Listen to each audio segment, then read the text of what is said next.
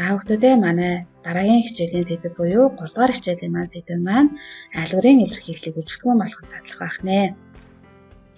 Тэгэхээр бид өмнө нь бүхэл илтгэгчтэй айлгуурын илэрхийлэл болон хэлбэр тохиолдолд арсенал илтгэгчтэй айлгуурын илэрхийллийг дараах аргуудаар үжигдэхүүн болгон задлж хураах үйлдэлүүдийг бол гүйцэтгэж байсан.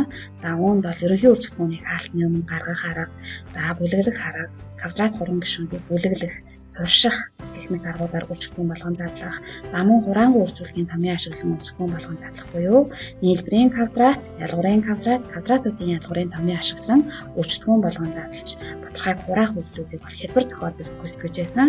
Тэгвэл бус хичээлээр арсенал илтгэгчтэй айлгуурын илэрхийлэл дээр аргуудаар үжигдэхүүн болгон задлах тухай авч үзэх нэ.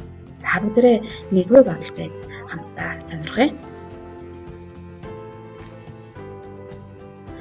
Өгсөн тэнцвэрлийг өмнө хэсгийг шалгаарай гэсэн байна. Тэгэхээр өгсөн 2 гишүүнтэд бол хоёуланд нийслэн байгаа үр дүрийг бол 6 эргийн 3-1 зэрэгэл гэж авч утсан байна. Бид нар тэнцвэрлийг өмнө хэсгийг шалгахын тулд 6 эргийн 3-1 зэрэгээрээ хаалтыг задлана.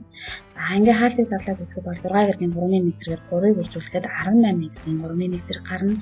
Мөн 6 эргийн 3-1 зэрэгээр асах 2 эргийн 3-2 зэргийг үржүүлэхэд коэффициентуудын маань үржүүлэх асах 12. Эргийн 3-1 зэргийг эргийн 3-2 зэргийг үржүүлэхэд эргийн 3-3 зэрэг буюу эргийн 1 зэрэг болж манай тэнцэтгэл үнэн гэдгийг бид бол баталж харлаа. Манай хүүхдүүд өгсөн бодлогыг эвдэртээ тэмдэглээд аваарай.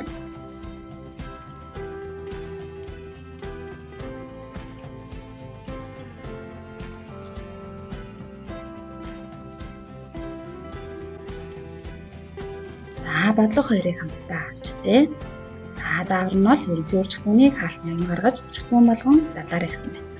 Хөгжлөө сайтар ажиллаарай хүүхдүүдээ.